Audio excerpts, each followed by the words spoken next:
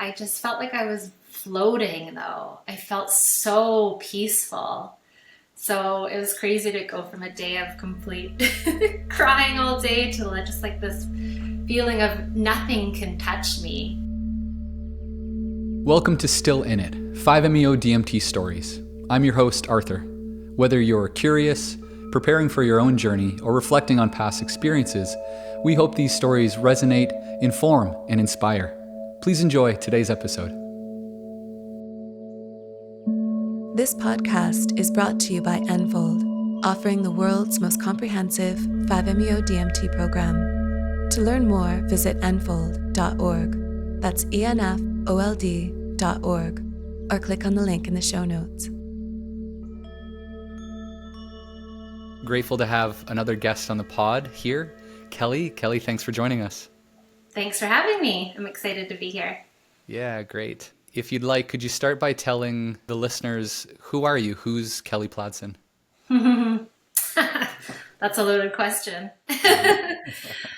I'm someone who has changed so much, and I'm still evolving constantly, looking for my true self, really. I run my own business. I do legal consulting for publicly traded companies. I've been doing that for about 13 years. I have a couple of girls that work for me, and it's a really successful business, but also high stress and very demanding at times. I have 3 beautiful girls. I'm married. I live on Bowen Island. We've lived here for about 5 years. That's the basics of, I guess my life, but always trying to just figure it. I'm always evolving, and I'm always healing, and I've been doing a lot of work on myself over the last 5 years and even a little bit further. Yeah, great. Yeah. And of course, some of that work has included multiple visits actually to Enfold. What do you recall was the thing or impulse that brought you there the first time? The first time. Well, just to give you a little bit of background, I came from quite an abusive childhood.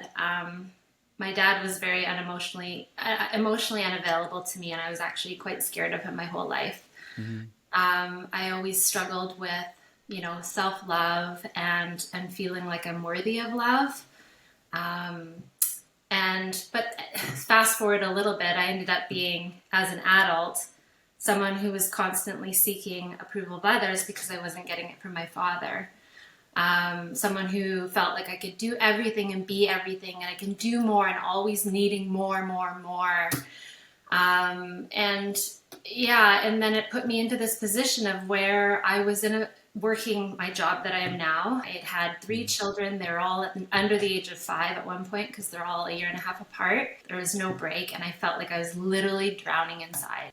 We moved to Bowen Island, and I thought that my life was, everything was good. Like, this is just life. We're just busy, and I'm just going to have to deal with it, right?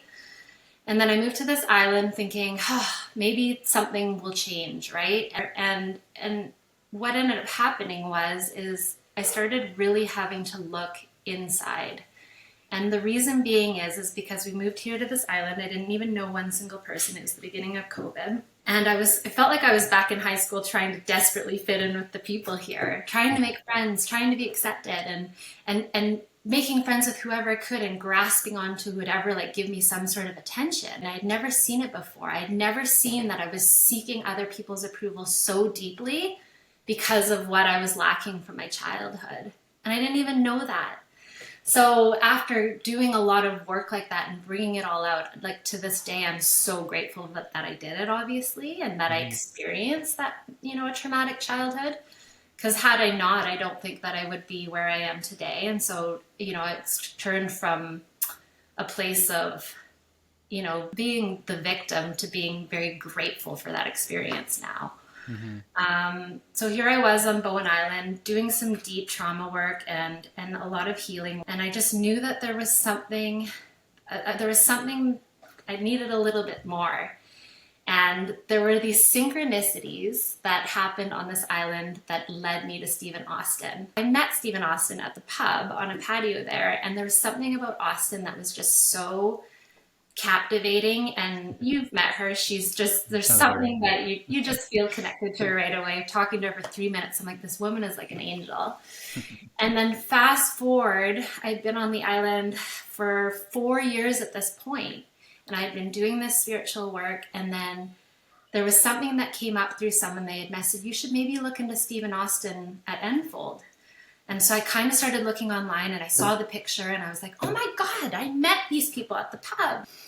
And so I'm very intuitive, and I recognize those synchronicities instantly. And I'm like, I knew deep down that this was the one that was going to propel me. And when I was speaking with a spiritualist, she had actually said to me, she's like, I feel like you're at this gateway, this huge gateway. And I was like, oh my gosh, I'm considering doing this experience. And she said, this is it. This is the one. And I was like, okay. And I just went for it. And it was terrifying. But yeah, it has completely changed my life. It was the best decision I ever made. And I'm just, so grateful for it.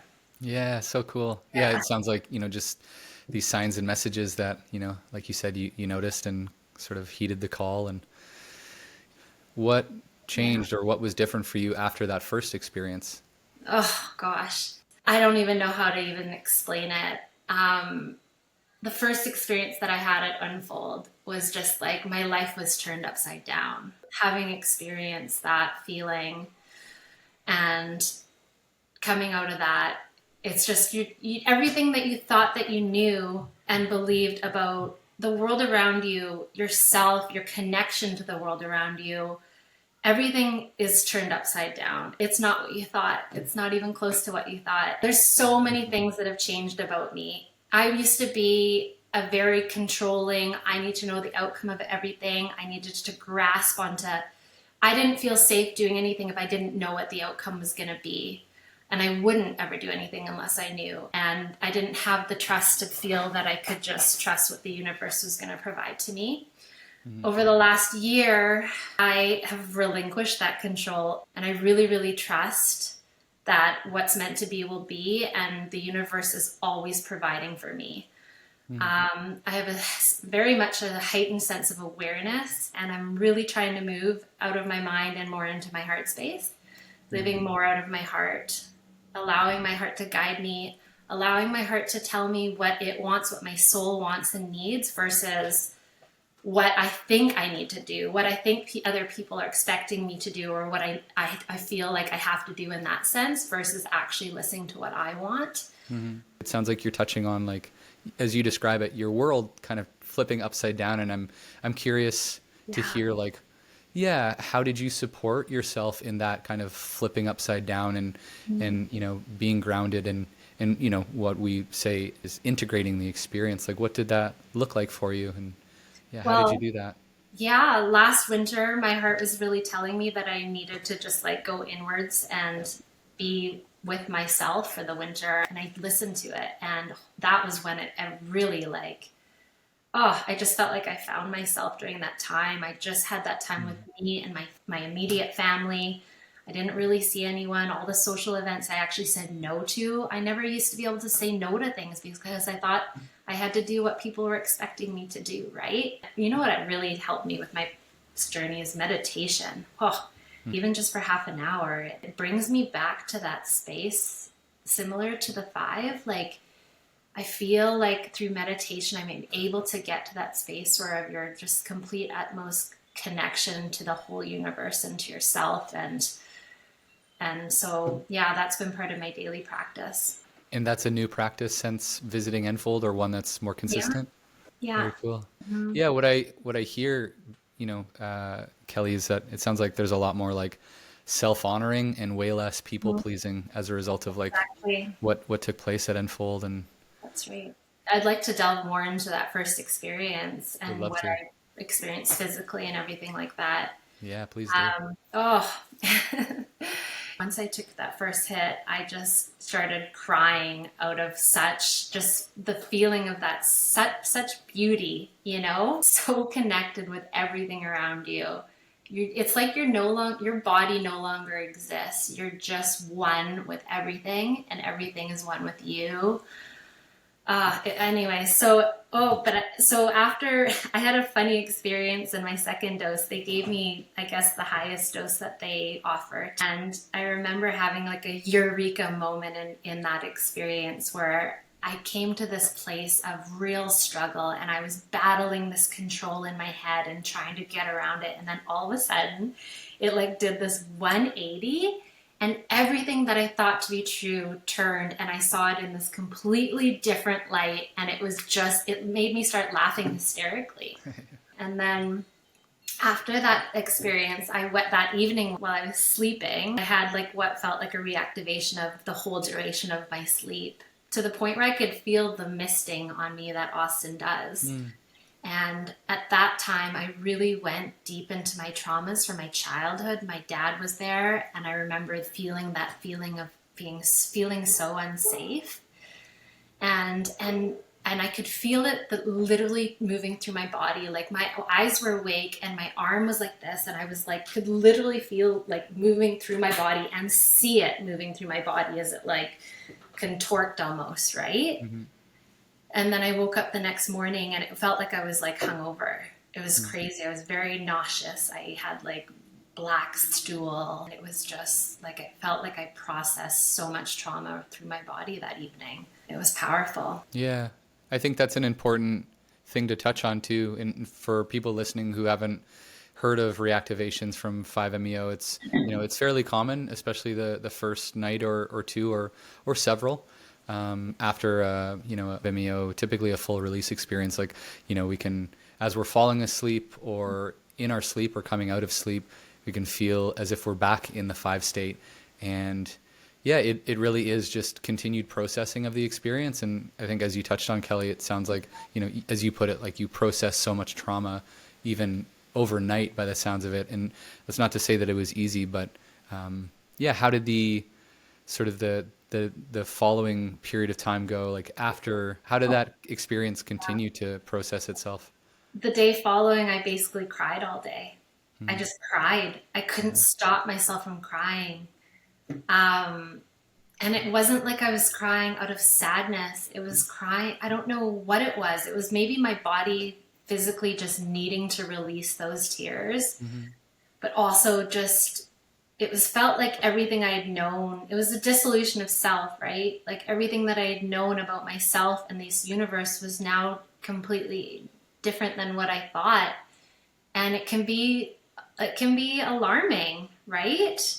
You kind of go into a place of a bit of like shock. Well, I did anyways. And I just could not stop crying. And then Austin, she's so beautiful. She just was like cooking dinner and I'm sitting on the couch sobbing. She's like, and everyone else had gone out for a walk and she's like, let's dance, right? And so she puts on this music and we just go out to the patio and just move our bodies and just dance. And it really helped just move the energy through me. And then by the time I left there, you feel like you just don't, am I ready to go out into the real world? Like, ooh, this is such a safe container. I don't know. But by the time I got home, I just felt like I was floating though. I felt so peaceful. So it was crazy to go from a day of complete crying all day to just like this feeling of nothing can touch me, you know? Like I had my daughter's birthday. The day I got released that night, I had 12 girls sleeping over at our house, 12 8-year-old kids. Diving right back in. Yeah, of course. And from even just that moment, like old me would have been a high stress mom, even just having a party like that, but nothing could touch me. I was just feeling like, I'm like, no matter what happened, I was just in a state of peace. And that carried on for a little bit. And I was like, what's Steve talking about? How there's going to be these ups and downs. And then sure as hell, they came. They came in their time. And now I just look, now I know exactly what Steve was talking about. Yeah. It makes sense. Yeah. Yeah. What would you say to people who, you know, might hear this and say, hey, that sounds really hard. I don't think I want to do that. What would you say to those people? You know what? I feel like the spiritual path, it would be so much easier to not have ever ventured into it. It's easier, But who wants to live a life of unfulfillment? Who wants to feel a life where there's always something missing? There's always a part of you that never feels full. You know, I always knew in my gut, in my heart, that something was missing. What was it? And I feel like so many people also feel that. And I feel like it's their spiritual connection. I think it's their connection back to self. I feel like we're all placed here on this planet and we're experiencing all these different things, and some traumas and some hardships are all meant to bring us back home. You know, and if we start realizing that in the synchronicities throughout your lives, and recognizing it, and recognizing that all these things that are coming up that we're experiencing that seem hard, there are lessons that we're meant to learn. There are lessons that we're meant to learn to bring us back home. And I feel like, I mean, for me, it's just a matter of like, do you want to live a life where you feel like you're full, or do you want to live a life where you're on robot pilot mode? Living, you know, I want to live a life where I'm truly, truly can be me. And I accept me for me, and I love me for me, and the people around me love me for me. And I'm living that now. I wouldn't have lived it if I hadn't experienced this and started this journey. You know, I'm so grateful for it. I feel beautiful. like you have that nudge and that feeling like something's missing. Do it. Just go in. It's scary as hell, but it's, you'll never regret it. Yeah. Yeah, I was chatting with Steve earlier today, and he said something like, we're basically a very comfortable place to do something uncomfortable. You know? Yeah. Yeah. I think that's a beautiful way of putting it. And yeah, you mentioned, you know, kind of your overall journey. I'm wondering, have you been to other places like Enfold, or other places that are offering other psychedelic medicine experiences? I have worked with other medicines since 5-MeO. I've done ayahuasca, I've done psilocybin, MDMA. The MDMA mushroom one was beautiful because it was all women, and it was about 18 women coming together. So that was different in a whole different way, just it being a group of women like that. It was really powerful too. But Enfold is just, I'm so lucky to have it so close to me. I'm very, very grateful for that. And I do plan on treating myself on an annual basis back there. You know, I wonder if some people would be curious, like, oh, why would a person go back multiple times or like once a year? And yeah, what would you say to those people? It's a remembering, you know, like there's so, like, just having experienced and doing this work, I still have so much of my days where I feel like I'm allowing myself back into old patterns, right? I do feel now I'm able to catch them a lot quicker and recognize, whoa, this isn't you. This is your mind controlling this. And I feel like coming back to Enfold and experiencing it all over is just a remembering and taking you back to that. It's kind of like a reset, you know? And it's just a treat to yourself. After I did it a year later, I remember I was in this place of like, when am I going to find enlightenment? How do I get there? Like, it was almost like it was a destination, right? And then in the course of the last year, my eyes opened up to realize that everything that I had been searching for was actually here the whole time. Wow. And having realized that, it opened up my eyes. Like, I created this beautiful life in front of me, but my eyes were so shut to actually see it. You know, a husband that loves me, and I was just closed off. My work, everything, this home that I've built, my beautiful kids, like, I wasn't there to appreciate these moments day to day. And now my eyes are wide open, and knowing that it's now, like, it's been within me the whole time. I just had to open my damn eyes. That was the very beginning. And then the following year, having gone back, there was still so much realizations in that journey that I had. You know, a lot of the work was actually surrounding my children, and so I got so much out of that the second time as well, and what my purpose is with these children, and, you know, finding love for myself so that I can then give them the love that I didn't get, and allow them to grow into their true selves and love themselves for whoever they are and whoever they end up being. And another factor was, you know, being able to show them what love looks like in a relationship. Like, I didn't have that as a kid. And how healing my own wounds will heal generations of trauma that has been passed on for so many generations of abuse in my family. And, you know, to raise these girls so that they're so strong, but strong in a sense that they are able to be who they really want to be, able to feel that love and support and give that love and support. So, I mean, I think that even the third time around, there's going to be so much that I can get out of it. Like, you never know, but there will always be more to grow from. Yeah, absolutely. Always. Yeah. Well, it's really beautiful to hear Yeah. how it's impacted you as a mother, Yeah. and to see that ripple effect of the work that you've been doing, Yeah. Yeah. Passed along into the new generation of children. So, well, yeah, what would you say, Kelly, to somebody who's thinking of coming to Enfold, but they're, maybe they're a little anxious of what might happen, or, that it'll be hard, or, what would you say to somebody who's maybe on the fence? I say just go for it. When you're ready, you're going to know. Absolutely. Right? Yeah. And timing is everything. But if you have that feeling, you're never going to regret it. But I always get so excited for people. Like at my last one, there were 2 new people that had never experienced psychedelics before. And I was more excited for them than I was for me. Those 2 people that went in, they were completely different people by the time they came out. It was so beautiful to see.